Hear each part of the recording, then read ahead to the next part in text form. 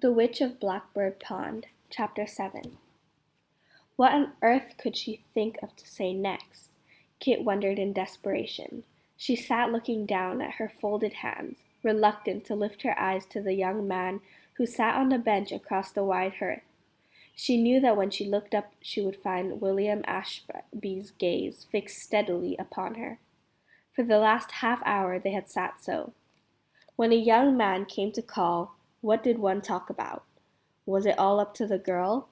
She had tried her best, but William seemed content just to sit, his back stiffly straight, his large, capable hands resting squarely on his sturdy, wool-clad knees. He looked impressive, in his cinnamon broadcloth coat and the fine linen shirt. His glossy beaver hat and white gloves were laid carefully on a chair near the door. William seemed to feel that merely by coming he had done his share. Apparently it was up to her to provide the conversation. Aunt Rachel had laid a special fire in the company room and set lighted candles on the table. From the kitchen across the hall, Kit could hear the voices of the family as they sat cozily about the fire that was still welcome on these cool May evenings. Tonight she longed to be with them. She would welcome even the Bible reading at this moment. She took a deep breath and tried again. Is it always so chilly in New England, even in May? William considered this. I think this spring is a bit warmer than usual, he decided. As though in answer to her urgent prayer for relief, a knock sounded on the outside door, and as Aunt Rachel went to answer, Kit heard John Holbrook's voice. Her aunt welcomed him cordially, and in a few moments put her head in at the parlor door, her understanding glance taking in the two silent young people. Why don't you both come and join us? She suggested. John Holbrook has come to call, and can pop some corn for a treat. Bless Aunt Rachel. Over a handful of fluffy white kernels, William relaxed a trifle. There was something irresistible about popcorn. John, his pale cheeks flushed with the heat, managed the long shaker with a practiced hand. Judith blossomed suddenly in the firelight, and her laughter was infectious. Mercy's eyes were shining with pleasure. Rachel, with a ghost of the charm she must once have possessed, succeeded in drawing William, if not actually into the circle, at least to its warm circumference. Even Matthew unbent enough to ask courteously, Does your father have all his field sown? Yes, sir, replied William. Notice he's cutting some trees up Vexation Way. Yes, I'm planning to build my house come autumn. We have marked some good white oak for the clapboards. Kip stared at him. William had not spoken so many words all the evening. Aunt Rachel encouraged him. My husband tells me you have been appointed a viewer of fences. She smiled. That's a fine honor for so young a man. Thank you, ma'am. With all the new land grants I've been hearing of, that will be an important duty, added Mercy helpfully. Yes, agreed William. The Assembly has voted that there should be no unclaimed land left in all Hatford country. A wise move, put in Matthew. Why should we leave land for the king's governor to grant to his favorites? William turned to the older man respectfully. Are you not afraid, sir, he asked, that we're likely to anger the king the more by such hasty actions? Are you so afraid to anger the king? Scoffed Matthew. No, sir, but we cannot hope to hold out against him. If we submit to his governor now, without a struggle, are we not more likely to retain for ourselves some rights and privileges? By provoking his anger, we may lose them all. Kit could scarcely believe her ears. William Ashby was neither speechless nor dim-witted. He even dared to stand up to her uncle. With new respect she moved to pass him the wooden bowl of popcorn, and to it she added a smile that caused him to lapse again into scarlet-faced silence. Matthew Wood did not notice the interruption. Surrender our charter and we lose all, he thundered. That charter was given to Connecticut by King Charles 25 years ago.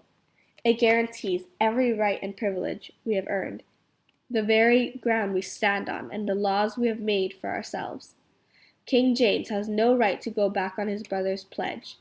What do you say, Master Holbrook? Or has your teacher poisoned your mind as well? I believe we should keep the charter, sir. John's eyes were on the fire, and his voice sounded troubled. But Dr. Buckley says that Connecticut has misinterpreted the charter. His knowledge of the law is so wide. He says that justice is not always served by our courts, and bah! Matthew Wood pushed back his chair and rose to his feet. Justice? What do you young men know about rights and justice? A soft life is all you have ever known. Have you felled the trees in a wilderness and built a home with your bare hands? Have you fought off the wolves and the Indians? Have you frozen and starved through a single winter? The men who made this town understood justice. They knew better than to look for it in the king's favor. The only rights worth all that toil and sacrifice are the rights of free men, free and equal under God to decide their own justice. You'll learn. Mark my words. Someday you'll learn to your sorrow. He stumped off up the stairs without a good night. Oh dear, could there never be a pleasant moment without this senseless argument? After Matthew's departure, the conversation never really righted itself. Kit jumped as the square clock in the corner twanged 8 o'clock. Only 1 hour. It seemed like the longest evening she had ever lived through. William rose deliberately to his feet. Thank you for your hospitality, Mistress Wood, he said politely. John looked up, startled that the time had passed so quickly, and followed William's example. As the door shut behind their backs, a long sigh escaped Kit. Well, that's over with, she exclaimed. At least we won't have to go through it again. Not till next Saturday night, at least, laughed Mercy. Kit shook her head positively. He'll never come again, she said. Was she altogether relieved at the thought? Why, whatever makes you say that, child?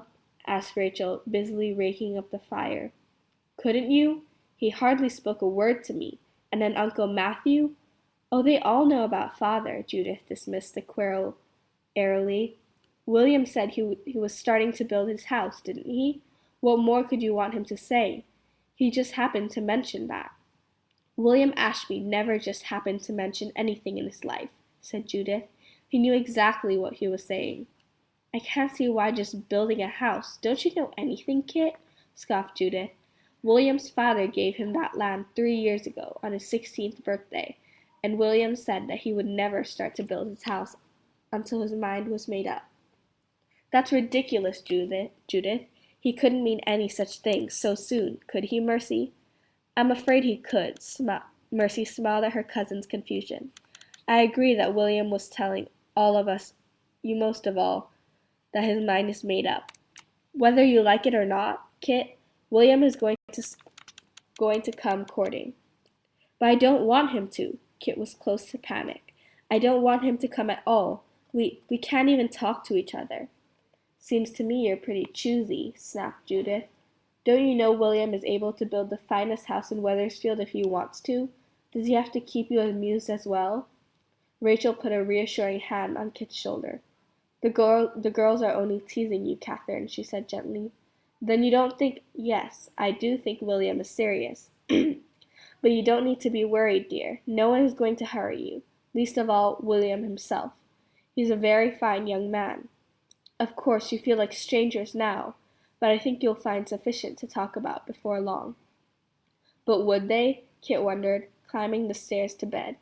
Her doubts persisted through the week. A second Saturday passed, a third, and a fourth, and William's calls fell into a pattern. I shall ask Mercy to teach me to knit, Kit decided after the second Saturday, and thereafter she armed herself with wood and needles. At least they kept her hands occupied and gave her an excuse for not meeting that implacable gaze. William seemed to find nothing lacking in those evenings. For him it was enough simply to sit across the room and look at her. It was flattering, she had to admit. The most eligible bachelor in Wethersfield, and handsome, actually, in his substantial way. Sometimes, as she sat knitting, aware that William's eyes were on her face, she felt her breath tightening, in a way that was strange and not unpleasant. As suddenly rebellion would rise in her, he was so sure. Without even asking, he was reckoning on her as deliberately as he calculated his growing pile of lumber. Perhaps she would not have thought about William so much had there been anything else to break the long, monotonous stretch from Saturday to Saturday. It was incredible that every day should be the same, varied only in the work that filled every hour from sunrise to dark. Surely, it seemed, there must come a moment when all the tasks would be done and some brief leisure earned. Yet always a new chore loomed ahead. A shearing had brought a veritable mountain of gray wool to be washed and bleached and dyed, enough to keep Mercy carding and spinning and weaving for the next 12 months. There was water to draw and linen to scrub, and everlastingly the endless rows of vegetables to weed and hoe. Kit had not found a single one of these tasks to her liking.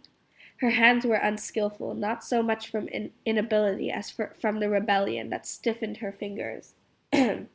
She was Catherine Tyler. She had not been reared to do the work of slaves, and William Ashby was the only person in Wethersfield who did not expect her to be useful, who demanded nothing and offered his steady admiration as proof that she was still of some worth. No wonder that she found herself looking forward to Saturday evening.